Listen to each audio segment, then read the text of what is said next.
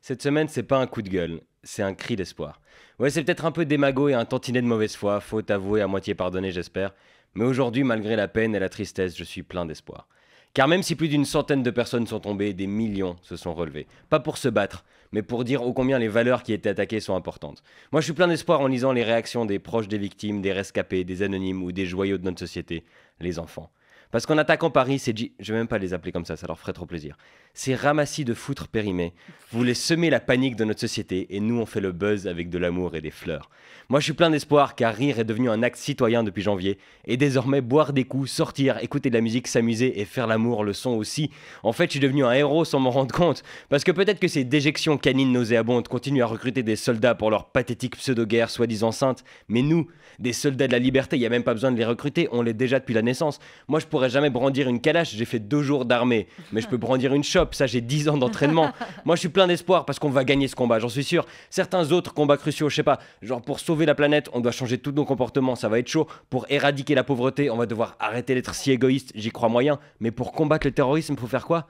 Il faut continuer à vivre comme avant. Moi, ça, je sais faire. Moi, je suis le roi des flemmards, c'est le programme parfait. Pour combattre le terrorisme, il faut continuer de rire, de boire, de faire l'amour. Oui. Et s'il y a des jeunes filles qui veulent combattre le terrorisme avec moi, je suis méga disponible. Parce que quoi de plus épique que de crier pour la liberté en donnant un ultime coup de rein avant de s'effondrer sur le matelas, soldats de la paix au labeur accompli. Ils vident leur chargeur, résistons en déchargeant à notre manière. Oh. Faisons l'amour, auditeurs de 1FM. Bon. Pas là tout de suite, vous êtes au volant pour la plupart. Si vous vous mettez à chevaucher le levier de vitesse, ça pourrait faire des accidents. Mais faisons l'amour dès que possible et le plus possible pour que quand ces monstres débarquent à leur soi-disant paradis des martyrs, il ne reste plus aucune vierge pour eux. Et j'ai bon espoir qu'on comprenne tous que ces attentats ne représentent que ceux qui les commettent. Qu'on n'y associe pas un quart de la population de la planète sous prétexte qu'ils partagent la religion de ces scrotums de race syphilitique à ceinture d'explosifs, dont ils sont d'ailleurs les principales victimes.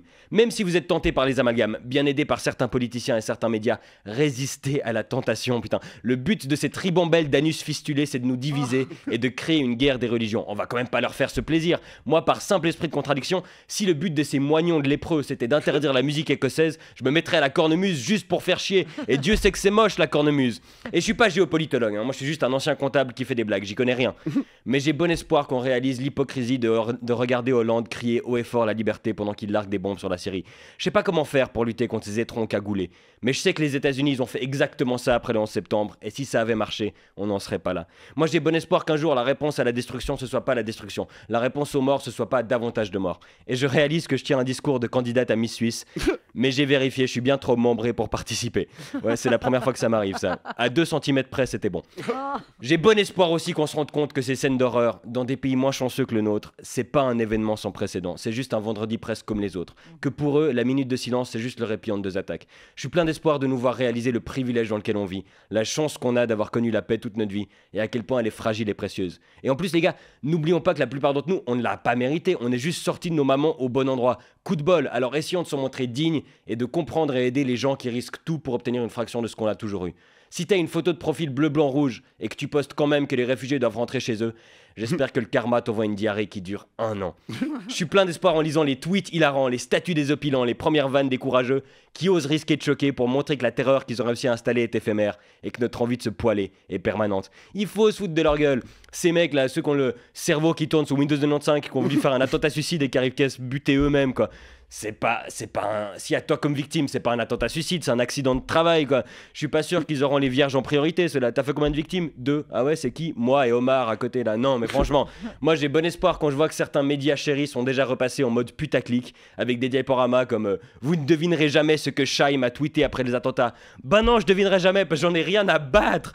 Même YouPorn s'est habillé de bleu, blanc, rouge. Ça veut dire qu'il y a des gens qui arrivent à penser aux attentats et à bander quand même. Et il faut aussi parler de ces héros là. Moi je suis plein d'espoir en voyant tous ces symboles, parce que les symboles c'est important, comme le match amical France-Allemagne, rien que ça prouve que même les blessures des pires guerres finissent par cicatriser, et que la paix peut triompher, et que l'équipe de France parfois aussi. Et si ça c'est pas un message d'espoir, bon entre temps ils ont ramassé contre l'Angleterre, comme quoi les choses retournent petit à petit à la normale. La preuve, c'est le matin qui consacre un article à la barbe de 3 jours de Roger Federer, parce que rien n'arrête l'info. Et c'est Sarkozy qui donne des interviews à tout va et qui explique que lui il aurait tout fait mieux et voté pour moi, comme quoi les talonnettes ça n'empêche pas de danser sur les morts. Je suis plein d'espoir et je me réjouis de retourner à Paris pour me prendre des bides devant des Parisiens de mauvaise humeur. Parce qu'ils vont continuer de tirer la gueule comme s'ils étaient subventionnés et c'est comme ça qu'on les aime. Vous pouvez nous arracher des larmes, du sang, des êtres chers. Mais vous ne nous enlèverez pas la liberté, ni les mots, ni l'amour, ni l'espoir, parce que l'espoir fait vivre.